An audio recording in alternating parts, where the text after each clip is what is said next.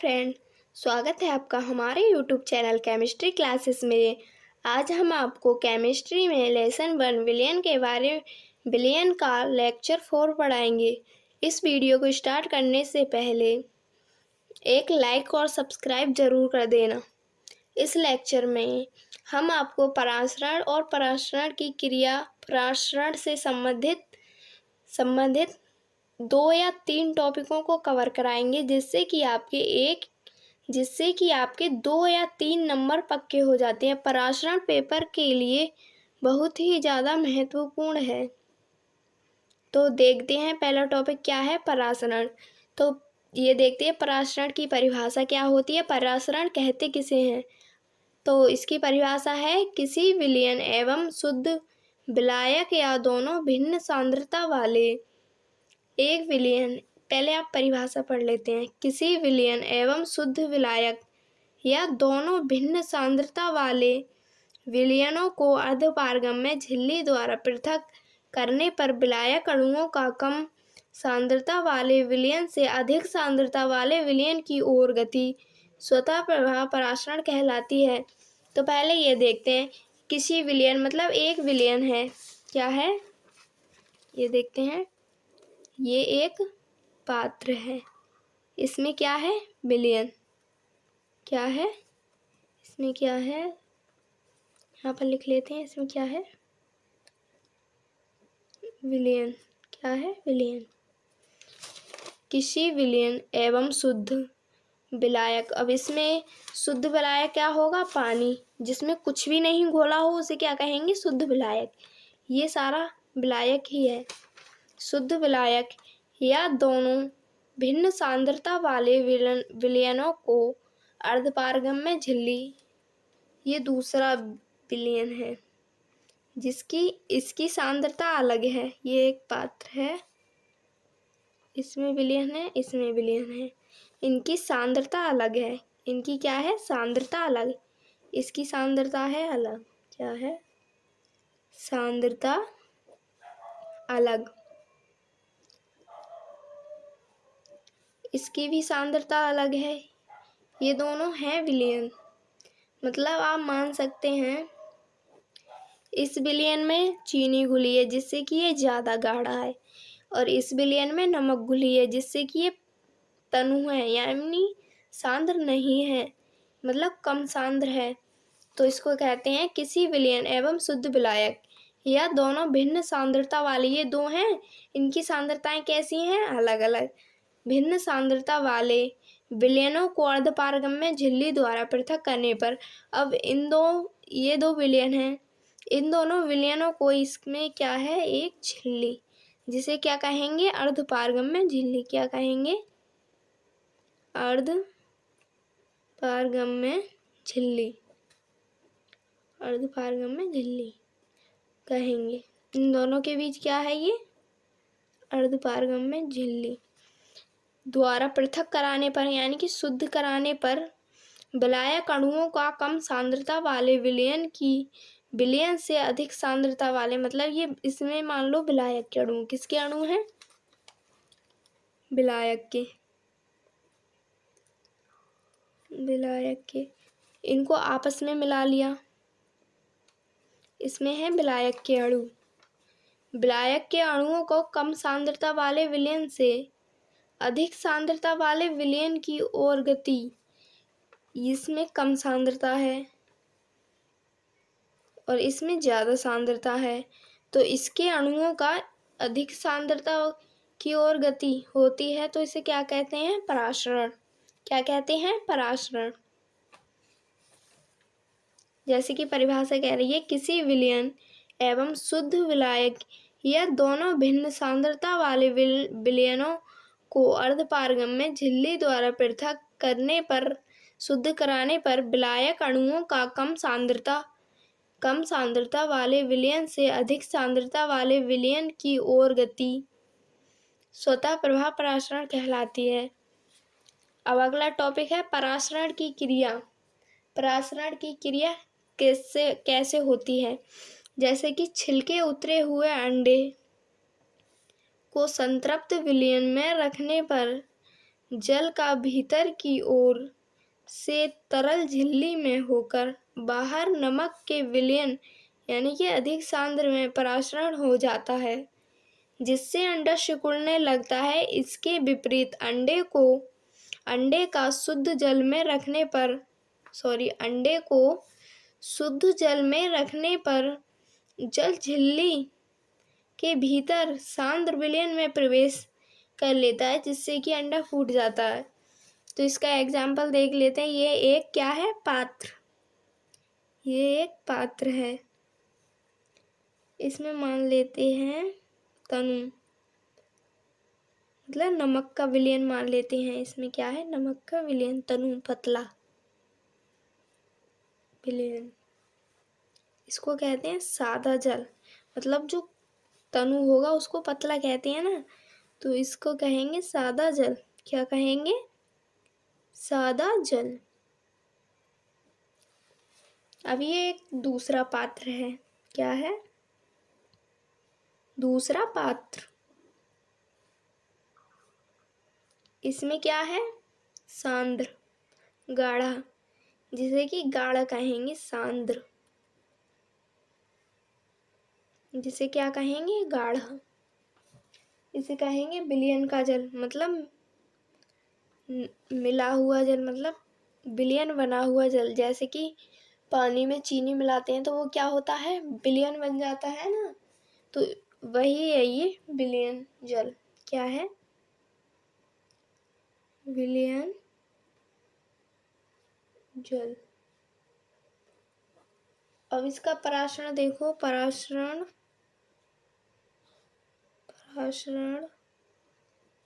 बराबर तनु एरो सांद्र। क्या है? सांद्र, तनु एरो सांद्र। तो इसका एग्जाम्पल हो सकता है, आपको पहले मैं समझा देती हूँ ये होता क्या है। जैसे कि परासरण की क्रिया होती है जब यदि अंडे को हम नमक के पानी में रखेंगे तो अंडा सिकुड़ जाएगा। अगर इसके विपरीत हम अंडे को नमक के जल में रखेंगे तो विलायक के अणु अंडे की झिल्ली के अंदर प्रवेश कर जाते हैं, जिससे कि अंडा फूट जाता है। इसी क्रिया को ही परासरण की क्रिया कहते हैं। इसका उदाहरण है, ये देख लेते हैं। इसका एग्जाम्पल यहाँ पर लिखो, उदाहरण। इसका एग्जाम्पल है जैसे कि किशमिश को अधिक समय तक जल में रखने पर, किशमिश को अधिक समय तक जल में रखने पर, किशमिश को अधिक समय तक जल में रखने पर जल का किशमिश की झिल्ली, मतलब किशमिश को अगर हम ज़्यादा समय तक जल में रखेंगे तो जल का किशमिश की झिल्ली भीतर सांद्र विलयन की ओर परासरण हो जाता है। यानी कि किशमिश के अंदर जल की मात्रा घुस जाती है, मतलब प्रवेश कर जाती है। रखने पर लिखते हैं जल का किशमिश की झिल्ली, जल का किशमिश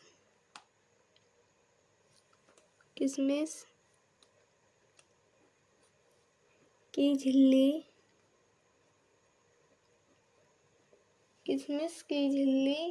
भीतर सांद्र विलयन, मतलब जो भीतर का सांद्र होता है किशमिश के अंदर जो होता है वो गाढ़ा गाढ़ा सा होता है ना, तो उसे क्या कहेंगे? सांद्र। झिल्ली, किशमिश की झिल्ली भीतर सांद्र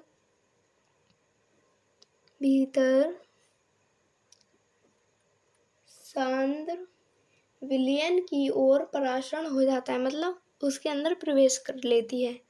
सांद्र विलयन की ओर सांद्र विलयन की ओर परासरण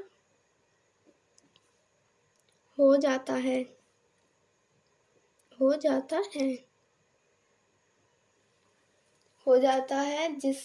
जिसके कारण किशमिश फूल जाता है। क्या हो जाता है? फूल जाता है। परासरण हो जाता है जिसके कारण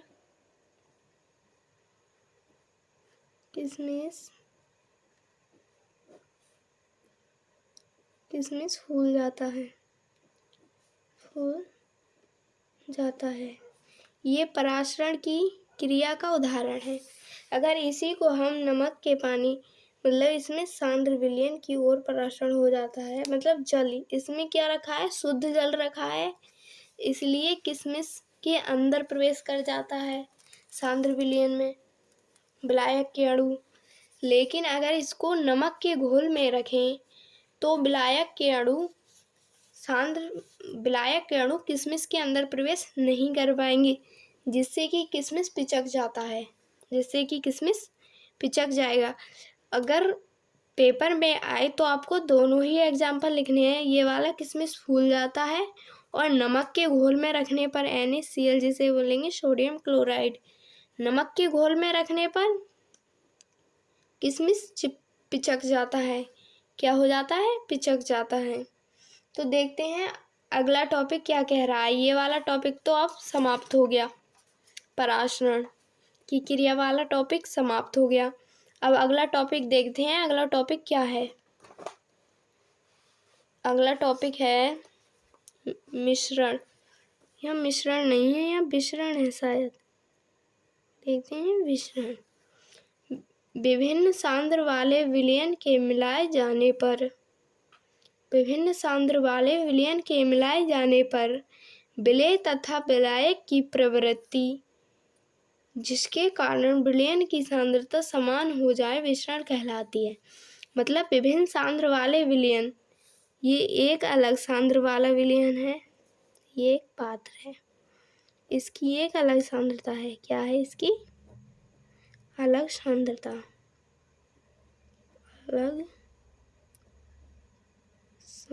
है इसकी। और ये है क्या? विलयन। क्या है ये? विलयन। ये एक विलयन है, ये एक पात्र है जिसमें क्या है? विलयन। इसकी भी क्या है? अलग सांद्रता। ये है क्या? विलयन।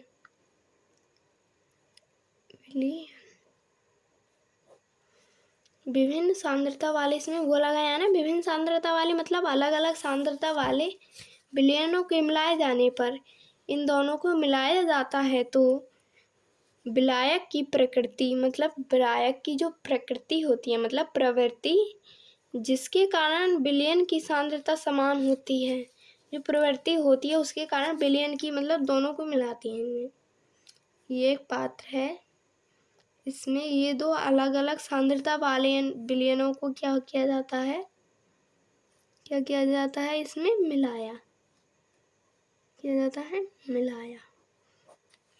जाता है, जिसके कारण विलयन की सांद्रता, ये हो गया एक विलयन, जिसके कारण विलयन की सांद्रता समान होती है। किसके कारण होती है? विलायक के कारण। सांद्रता समान हो जाए तो विसरण कहलाती है। यही इसकी परिभाषा है, जिसमें सिर्फ और सिर्फ विलायक की प्रवृत्ति, जिसके कारण विलयन की सांद्रता समान हो जाए, विसरण कहलाती है। अगला टॉपिक है परासरण दाब। परासरण दाब क्या होता है? ये महत्वपूर्ण है, इम्पोर्टेंट है पेपर के लिए। आप यहाँ से नोट्स बनाते चलिए, आपके नोट्स पेपर के लिए महत्वपूर्ण होंगे, जिससे कि आपको तैयारी करने में आसानी होगी। अगला टॉपिक है परासरण दाब। परासरण दाब क्या होता है? परासरण दाब किसे कहते हैं? तो परासरण दाब है किसी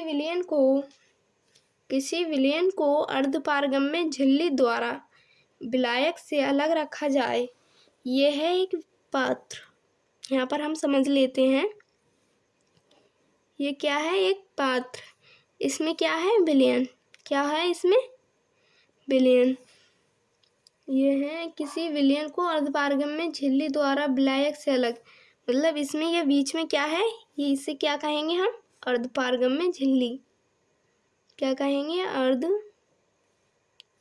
अर्धपारगम में झिल्ली। पारगम में झिल्ली कहेंगे। अर्धपारगम में झिल्ली द्वारा विलायक से अलग रखा जाए, मतलब ये विलायक है। क्या है? विलायक। विलायक के अणुओं को प्रवेश नहीं करने देती है ना अर्धपारगम में झिल्ली। मैंने आपको पिछली वीडियो में बताया था। विलायक को अलग रखा जाए तो परासरण को रोकने के लिए, जो परासरण होगा उसको रोकने के लिए जो बाहरी दाब होता है, जितना बाहरी दाब लगाया जाएगा परासरण की क्रिया को रोकने के लिए, अर्धपारगम में झिल्ली पर जितना बाहरी दाब विलयन पर लगाना पड़ता है वह उस विलयन का परासरण दाब कहलाता है। जो विलयन पर जितना बाहरी दाब लगेगा विलायक के अणुओं को प्रवेश नहीं करने में, तो उसको क्या कहेंगे? परासरण दाब। तो उस विलयन का परासरण दाब कहलाता है। और वह कम से कम बाहरी दाब जिसे विलयन पर लगाने में उसका वाष्प दाब विलायक के वाष्प दाब के बराबर होता है, तो वह उस विलयन का परासरण दाब कहलाता है। इसमें क्या कहा गया है? वह कम से कम बाहरी दाब जिसे विलयन पर, जो बाहरी दाब है जिसे विलयन पर लगाने पर उसका वाष्प दाब और विलायक के वाष्प दाब के बराबर हो जाता है, विलयन का वाष्प दाब और विलायक के वाष्प दाब के बराबर हो जाता है, तो वह उस विलयन का क्या कहलाता है? परासरण दाब। जिसमें विलयन का वाष्प दाब और विलायक का वाष्प दाब बराबर हो जाता है, तो वह क्या कहलाता है? विलयन का परासरण दाब कहलाता है। तो ये टॉपिक आपके समझ में आ गया होगा, आई होप। अगले टॉपिक के बारे में चलते हैं। अगला टॉपिक क्या कह रहा है, आइए देखते हैं अगला टॉपिक क्या कह रहा है।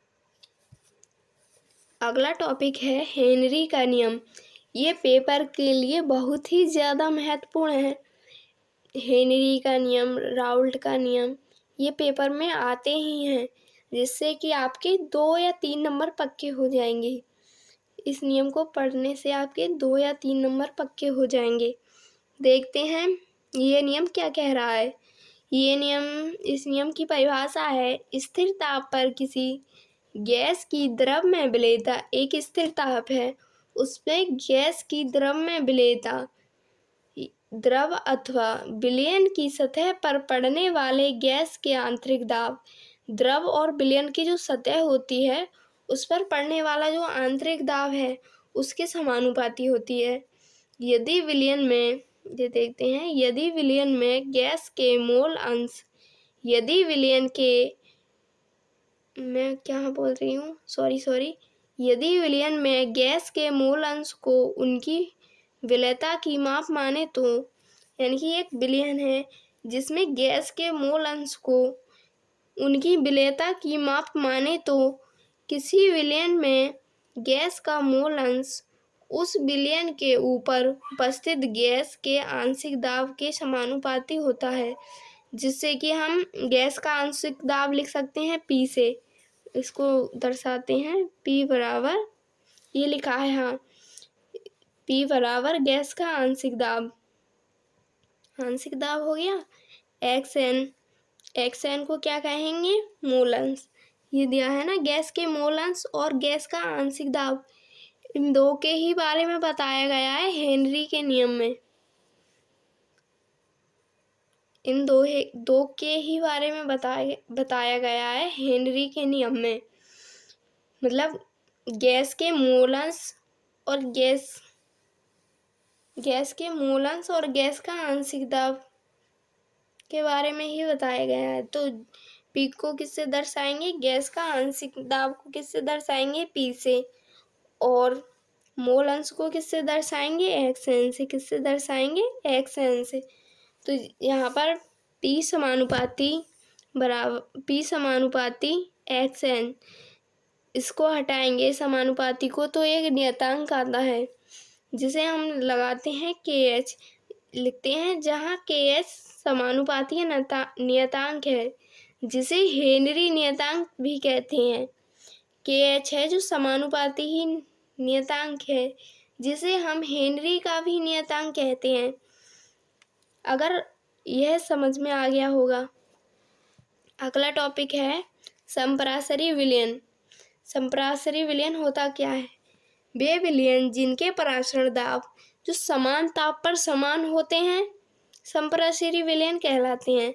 वे विलयन जिनके परासरण दाब समान ताप पर समान होते हैं क्या कहलाते हैं, संपरासरी विलयन कहलाते हैं। इसका उदाहरण है एक ऐसे विलयनों को जब किसी अर्धपारगम में झिल्ली द्वारा पृथक किया जाता है तो उसमें परासरण की क्रिया नहीं होती है। मतलब जो संपरासरी विलयन होते हैं इनको अगर अर्धपारगम में झिल्ली द्वारा पृथक करते हैं तो उनमें परासरण की क्रिया नहीं होगी। संपरासरण विलयन में परासरण की क्रिया नहीं होती है।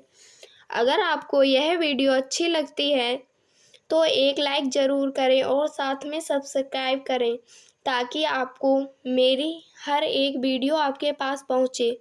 आपको यह वीडियो अच्छी लगी तो एक लाइक ज़रूर कर देना। Thank you.